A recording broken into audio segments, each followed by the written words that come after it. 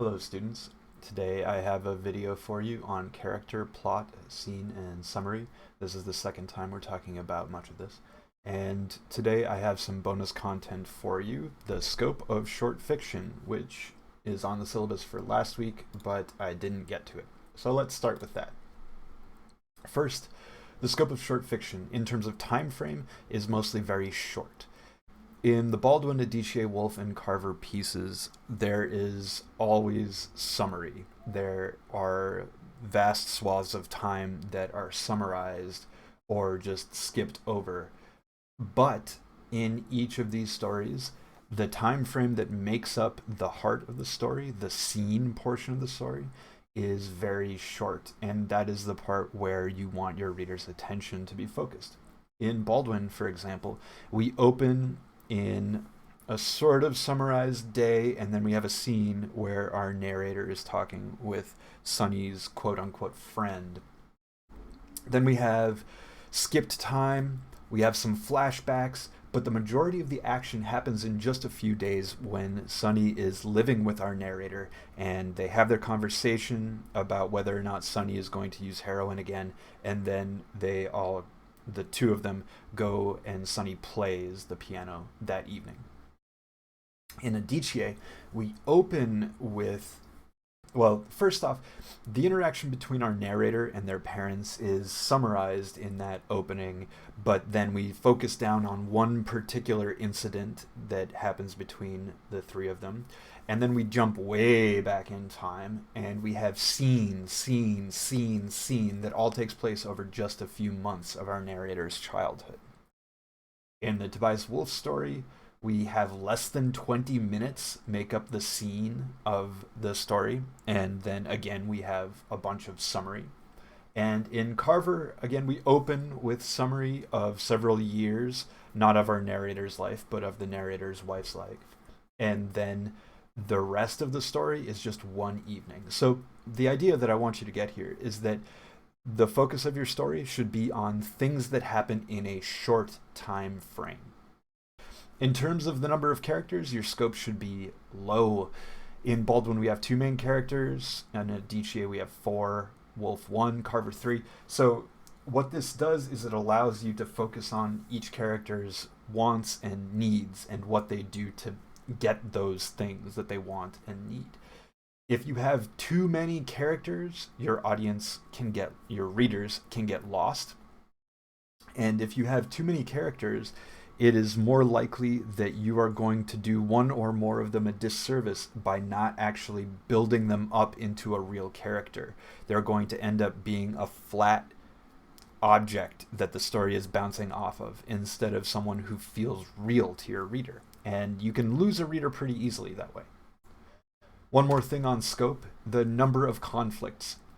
While you can have some supporting conflicts, some things that happen where our character is interacting with some minor characters, or maybe there are things that happen in the character's past that they're struggling with, the main conflict should be one, at most two main conflicts. So in Baldwin, we have one. It's the narrator and Sonny struggling each to get what they want when those things are not compatible. In Adichie, we have two main conflicts, and that is something that we're going to talk about in just a little bit. In Wolf, the same, we'll talk about that in a little bit. In the Carver story, Cathedral, which I do recommend that you read, although it's not required, we have one conflict, and that is our narrator struggling to accept other people as humans, that he can be, like, accept other people into his life, to open himself up to other people and thus see them as people themselves. So our scope in short fiction should always be limited. If you are trying to write a story about something that happens to, for example, a couple falls apart after being together for 3 years, you can summarize the first 2 years and 9 months of that couple's time together, or you can give a few flashes of scene in that time, but the time that matters is the 3 months when those conflicts are coming to a head, the end of the 3 years. And that's what your story should focus on. And ideally, I would say, focus on the last week or the last day or the last hour of the relationship. And let that scene stand in for everything else that's been building up. Okay, so on to plots. And we're going to talk first about how Apollo and Bullet in the Brain have character-driven plots. In Apollo, our narrator's various conflicts drive the plot, and in Bullet in the Brain, we see that Anders is really responsible for his own death in a number of ways. Starting with Apollo, let's dig a little bit. Our narrator's two conflicts, remember, are what drives the plot. We might even say three. He has a guilty memory, so this is an internal conflict. He has not come to grips with what he did in the past. He has a hidden sexuality that he can't admit to his parents because of the culture where he lives. And he also is struggling with the way that sexuality causes him to relate to Raphael. So really, maybe we could say there are three conflicts there, but they all stem from our narrator's guilt and the fact that he's hiding who he is from himself. This causes our narrator to act in certain ways toward Raphael, toward his parents, in the past as well as in the present. And these cause reactions from those characters, and then our narrator's struggle with himself makes him lie at the very end, which results in Raphael ending up where he is at the beginning of the story, which is years and years and years in the future from the heart of the story. In Bullet in the Brain, Anders causes his own death because he cannot shut off that general judgmental attitude. And we see through his escalating choices in his life, how his other relationships have fallen apart because maybe of this actual judgmental attitude, to the point where he doesn't care if there is a pistol pointed right at him. He does not care. He cannot shut off the inner critic and make it into just an inner critic. It's an outer critic. And so, yeah, he causes his own death.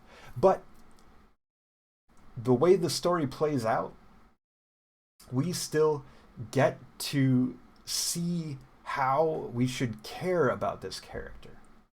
So, in character-driven plots, the actions and choices of the character should have impact. They should have the ability to change things, and they should be responsible for the situation that they're in. If the character cannot change what is happening in the plot of the story, then there must be something else going on. So here are examples from actual student work, and these students were able to fix their stories in revision from what they had before. So in the first example, we have a character whose parent is dying of cancer. Our character works at a Starbucks, I think. Their parent has cancer, and our character that's it. The parent has cancer. That's the conflict. But really, that is not something that a character who works at Starbucks and isn't secretly an oncologist or some other kind of doctor, that's not something that they can actually change. So instead, we focused the story. In revision, my student focused their story on the character dealing with her grief. How she struggled to deal with that grief and was able to be there for her parent. In another example, I had a student who wrote about a giant tornado sweeping through Kansas. This is not a rare event, but a giant tornado sweeping through Kansas, and that was it. The character got their family together and they left. And in the initial draft of the story, that was it. There was no real conflict because the character couldn't change the weather. They couldn't do anything to stop the tornado from coming. In revision, though, my student was able to make this into a compelling story by giving them a conflict. They had to struggle to convince their family to leave. Their family thought, no, we're not in danger, even as houses on the other side of town were being ripped down. We're not in danger, they were saying. And so our character had to come up with a way to convince every member of their family to leave. And that was a much more compelling story. So there was a conflict that our character could potentially change. All right, scene and summary again. The intro to Apollo and then the final part of Bullet in the Brain use mostly summary. They both use some detail in that summary to try to keep the reader interested and to try to give us details that we need to know to believe these characters and to feel for these characters. But in both of these, the scene is what grabs us. In Apollo, the scene is where our character is actually falling in love with Raphael, and how that love, or what our character believes maybe is love, leads to their actions at the end and the guilt that they feel in the beginning of the story. In Bullet in the Brain, we open in a vivid scene and then we get to a summary that just covers all of Anders' life. And we end there in a vivid, detailed scene that hopefully, if the author has done their job, makes us care about that character, even though he's a total jerk at the beginning of the piece. Both of them shake up our usual short story form, if you remember that shape where tension starts low in the exposition and then builds throughout the story to a climax at the end, in pretty interesting ways. Opening in summary is something that we see in Apollo. We see a little bit of summary in Sonny's Blues. We see more in Cathedral. But in Apollo, this summary is set far in the future from the rest. And we're left thinking, how did the character get here? In Bullet in the Brain, we kill off the main character very quickly. And the majority of the story is in summary. And for both of these, the majority of the story is in the past. We already know what happens beyond the end of the piece. We know how the characters end up. In Bullet in the Brain, the character ends up dead. In Apollo, the character ends up in this very uncomfortable relationship with their parents where they don't want to hear certain questions, they don't want to answer certain questions, and they really don't want to think about Raphael. So what does the majority of the story being in the past do for the tension here? Because if we already know what happens beyond the end of the story, then maybe there is no tension, right? Well, in these cases, the question changes. It's not what will the character do next, it's how did they get to this point? How did Anders get to become this person, this jerk who gets shot? And when he is shot, maybe the reader doesn't care about them because he's just been a jerk the whole time. In Apollo, how did our character get to this point, as I've already said, where they're uncomfortable talking to their parents?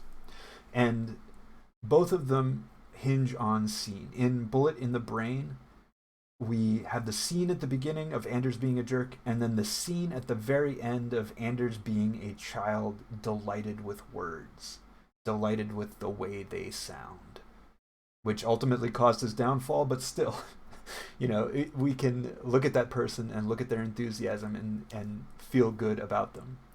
In Apollo, we see that discomfort at the beginning, and it's kind of a mystery. How did this character get to this point? And then we see in the rest of the story, in the main part of the story, how that character got there.